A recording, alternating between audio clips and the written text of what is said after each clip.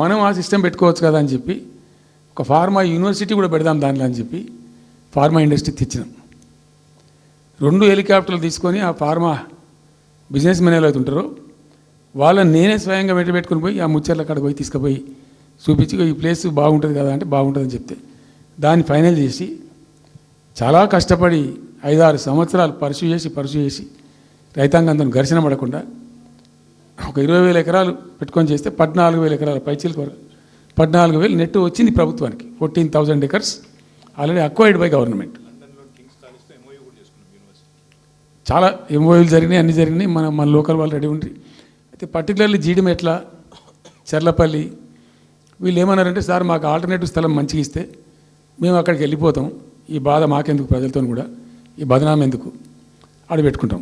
పెట్టి common affluent plants పెట్టి ఒక ఐఏఎస్ అధికారిని పెట్టి దాన్ని ప్రభుత్వ నిఘాలోనే ఈ రసాయనాలు వ్యర్థాలను ఇష్టం వచ్చినట్టు ఎటుపడితే పంపకుండా ఆ నియంత్రణలో జరగాలని చెప్పి పెట్టుకున్నది ఫార్మాసిటీ. దానికి ఎన్వైరాన్మెంటల్ క్లియరెన్స్ కూడా వచ్చింది. కేంద్ర ప్రభుత్వాన్ని ఒప్పించి ఎన్వైరాన్మెంటల్ క్లియరెన్స్ తెచ్చినాం.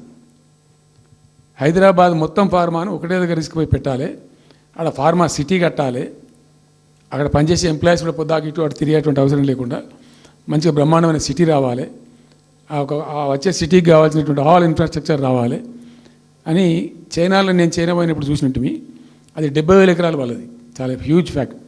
మనకి ఒక 20,000 ఎకర్స్ అయితే మస్తు అవుతుందని చెప్పి మేము తీసుకొని చేసినాం. మెడికల్ కాలేజ్ కూడా మంజూరు చేసినాం ఆ పక్కనే. వీటన్నిటి దృష్ట్యా పెట్టుకొని అంటే మేము ఒక పద్ధతి పెట్టుకొని దాన్ని ఒక సిస్టమేటిక్గా చేసినాం. చేస్తే ఇప్పుడు దాన్ని ఏందండి దందా, ఏదైనా చేసి దాన్ని నమ్మకదొబ్బ అన్న ఏం జరుగుతుంది రాష్ట్రంలో? ఫ్యూచర్ సిటీ, తొక్క సిటీ, ఎవరికి కావాలి నీ ఫ్యూచర్ సిటీ నాకు అర్థం కాదు. నువ్వు పెంచినావు హైదరాబాద్ను, ఎవరు చేసిన హైదరాబాద్ సిటీ? ఇంత వైబ్రాంట్ సిటీ ఎక్కడికి వెళ్ళొచ్చింది? 400 సంవత్సరాల చరిత్రతోని దీనికంతా ఒకటి బోధి జరిగి ఆటోమేటిక్గా పెద్ద సిటీ అయింది. అట్లా అన్నీ కావు, అందరికి కావు. ఎన్ని రాష్ట్రాలకు ఉన్నాయండి? బెంగాల్ కలకత్తా ఉంది, మహారాష్ట్రకి ముంబై ఉంది, మనకు హైదరాబాద్ ఉంది, కర్ణాటకకు బెంగళూరు ఉంది, తమిళనాడుకు మద్రాసు ఉంది, ఢిల్లీ కోర్స్ ఢిల్లీ. వేరే రాష్ట్రాలకు లేవు కదా, 28 రాష్ట్రాలకు ఉండయి. సో ఇంత మహానగరం నిర్మితమైంది.